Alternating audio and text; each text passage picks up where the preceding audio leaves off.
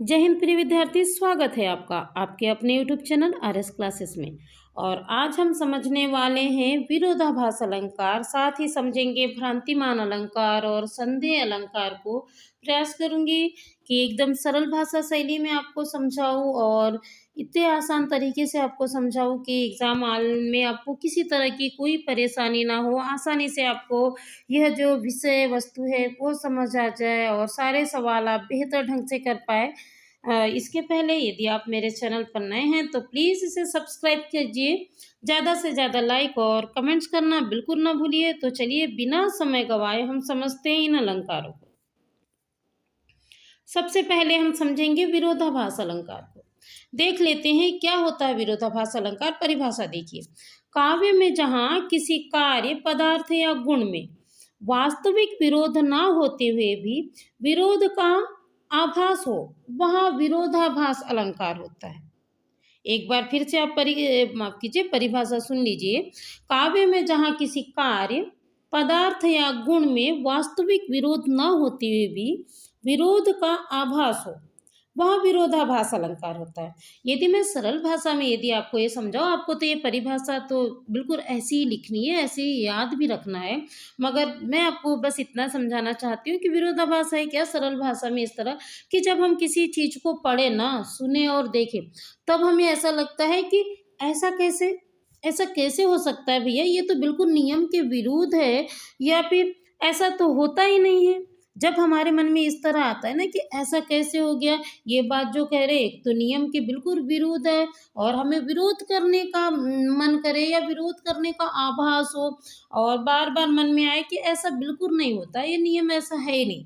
तो जहाँ पर हम इस तरह की सोचते हैं, वहां पर क्या होता है, विरोधाभास अलंकार होता है। उदाहरण देखिए, आपको बेहतर समझ आएगा। देखिए, या अनुरागी चित्त की गति समझने कोय, ज्यों ज्यों बूढ़े श्याम रंग, त्यों त्यों बूढ़े होय, माफ कीजिए उज्जवल होय।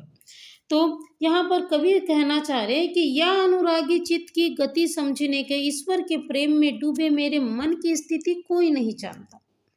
ज्यों ज्यों बूढ़े श्याम रंग, त्यों त्यों उज्जवल होए। कहते जैसे जैसे मैं श्री कृष्ण के सांवले रंग में डूबते जाता हूँ, वैसे वैसे मैं और अधिक क्या होते जाता हूँ, उज्जवल होते जाता हूँ। जबकि प्रकृति का नियम क्या है कि हम जिस रंग में डूबते हैं हम उसी रंग के हो जाते हैं। यदि हम सांवले रंग में डूबे तो हम कैसे हो जाएंगे, सांवले हो जाएंगे। यदि हम सफेद रंग में डूबे तो हम सफेद हो जाएंगे। मगर यहाँ कवि क्या कह रहे हैं कि जैसे जैसे वह क्या कर रहे हैं, सांवले रंग में डूब रहे हैं, वैसे वैसे क्या हो रहा है, उज्जवल हो रहा है।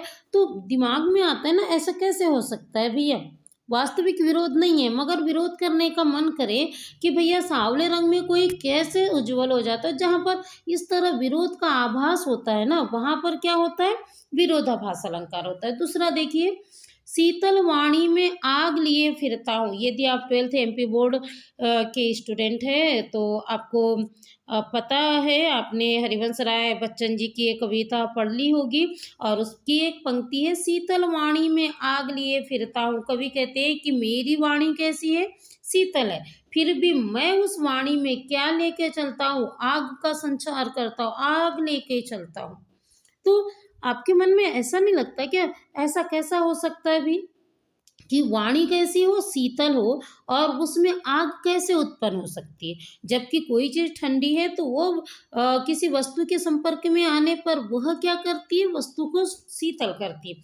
मगर यहाँ पर क्या कहा जा रहा है कि वाणी ठंडी होने के बावजूद, शीतल होने के बावजूद वह क्या कर रही है, आग उत्पन्न कर रही है।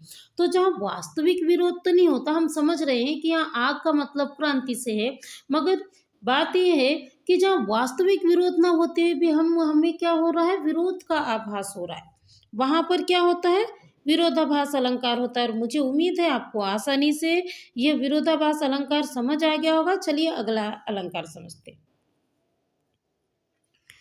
अगला अलंकार है भ्रांतिमान अलंकार। परिभाषा देख लीजिए, काव्य में जहाँ भ्रमवश किसी वस्तु व्यक्ति को समानता के कारण अन्य वस्तु व्यक्ति समझ लिया जाए, वहाँ भ्रांतिमान अलंकार होता है।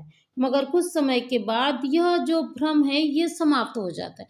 कई बार ऐसा होता है ना, हम रास्ते से चले जाते हैं और हमें लगता है किसी व्यक्ति को देखकर कि अरे ये तो बिल्कुल मुझे लगा कि वो वही है, या ये मेरी सहेली मुझसे मेरे बाजू से गुजर के गई, या फिर ये तो हमारे फलाने स्थान वाले चाचा लग रहे हैं, मामा लग रहे हैं। दूर से उनके व्यक्तित्व को देखकर उन्हें देखकर हमें ऐसा लगता है कि ये व्यक्ति वो हो सकता है, हमें भ्रम हो जाता है किसी दूसरे व्यक्ति या वस्तु का।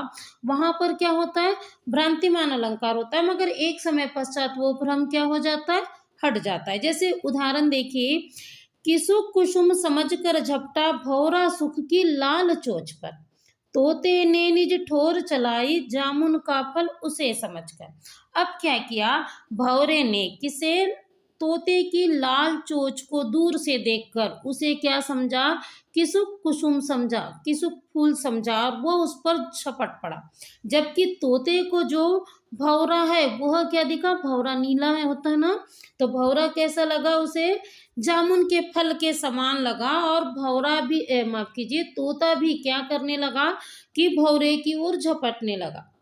फिर से एक बार देखिए कि तोते की लाल चोंच भौरे को कैसी लगी, किसी फूल की तरह, कुसुम की तरह लगी, और इस कारण भौरा क्या हुआ, उस फूल की ओर, यानी कहने का मतलब तोते की चोंच की ओर झपट पड़ा। जबकि तोते को जो भौरा है वो जामुन के फल की तरह लगा, इसलिए वह उसकी ओर झपट पड़ा। यानी एक तरफ भौरे को तोते की लाल चोंच पर किसका भ्रम लग गया है, किसुक कुसुम का भ्रम लगा। वही तोते को भौरा किसके समान लगा, उसे किसका भ्रम हुआ, जामुन के फल का भ्रम हुआ। इसीलिए यहाँ पर क्या होगा, भ्रांतिमान अलंकार। दूसरा देखिए, चंद के भरम होत मोद कुमुदिनी को। अभी ठंड के दिन है, आपको पता, और ठंड के दिन में क्या होता है, सूर्य का ताप भी हमें ज़्यादा वो नहीं लगता है, हमें एकदम चंद्रमा जैसे लगने लगता है। तो जब ज़्यादा अधिक ठंड होती है उस समय के, तो वही यहाँ पर कवि कह रहे हैं कि जो है ठंड की ऋतु में क्या होने लगा है, सूर्य किसके समान लगने लगा है, चंद्रमा के समान। और सूर्य की जो ताप है चंद्रमा के समान लगने के कारण जो कुमुदिनी है, जो चंद्रमा के प्रकाश में विकसित होने वाला फूल है, उसे सूर्य में चंद्रमा का भ्रम होने के कारण वो कुमुदिनी क्या हो गई है, प्रसन्न हो गई है और खिलने के बारे में विचार कर रही है। तो यहाँ पर आप देखते होंगे कि सूर्य को कुमुदिनी किसका भ्रम समझ रही है, चंद्रमा का भ्रम समझ रही है। तो यहाँ पर क्या होगा, भ्रांतिमान अलंकार होगा। कहने का मतलब, जब हम क्या करते हैं, किसी व्यक्ति या वस्तु को समानता के कारण किसी दूसरी व्यक्ति या वस्तु को समझने का भ्रम हमारे मन में उत्पन्न हो जाता है, वहाँ क्या होता है, भ्रांतिमान अलंकार होता है। और मुझे उम्मीद है आपको यह अलंकार भी आसानी से समझ आ गया होगा। चलिए अगला अलंकार देखते हैं। जहाँ किसी वस्तु में, संदेह अलंकार है, जहाँ किसी वस्तु में उसी की समान वस्तु का संशय हो जाए और अनिश्चय बना रहे, तो वहाँ संदेह अलंकार होता है।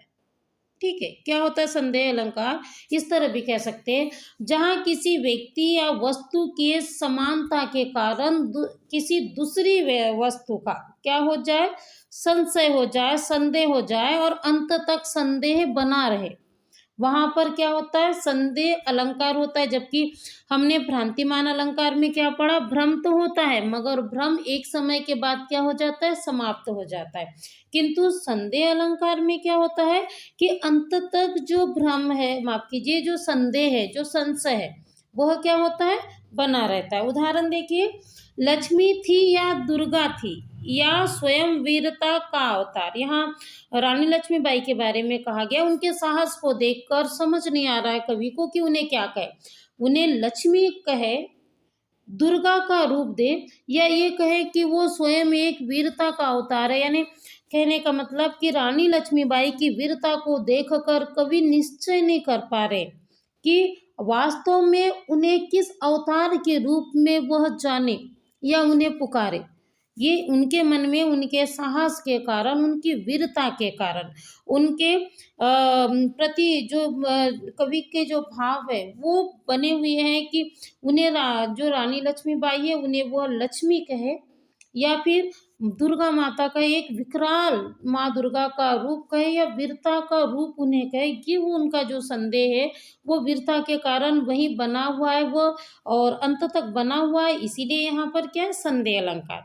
अगला देखिए, सारी बीच नारी है कि नारी बीच सारी है, सारी ही की नारी है कि नारी ही की सारी है।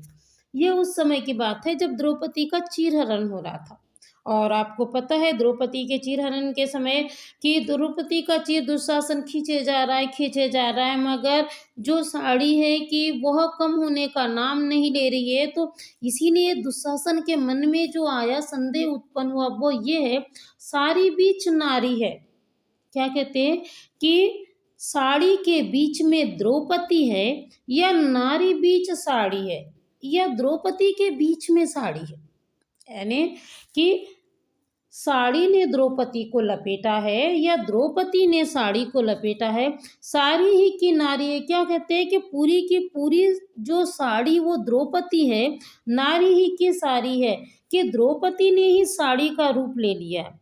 यह संशय बना हुआ है दुशासन के मन में कि आखिर कौन किसके अंदर समाहित है, क्या साड़ी पूर्ण रूप से द्रौपदी है या द्रौपदी ही पूर्ण रूप से क्या है, साड़ी है।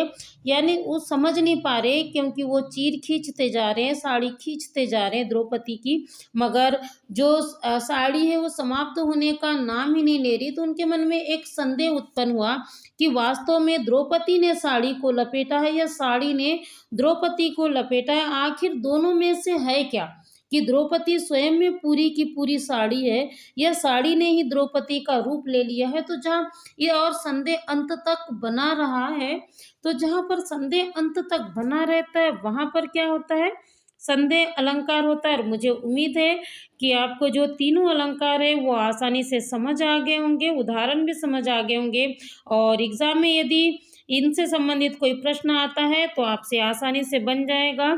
आपके उज्जवल भविष्य की कामना करते हुए धन्यवाद।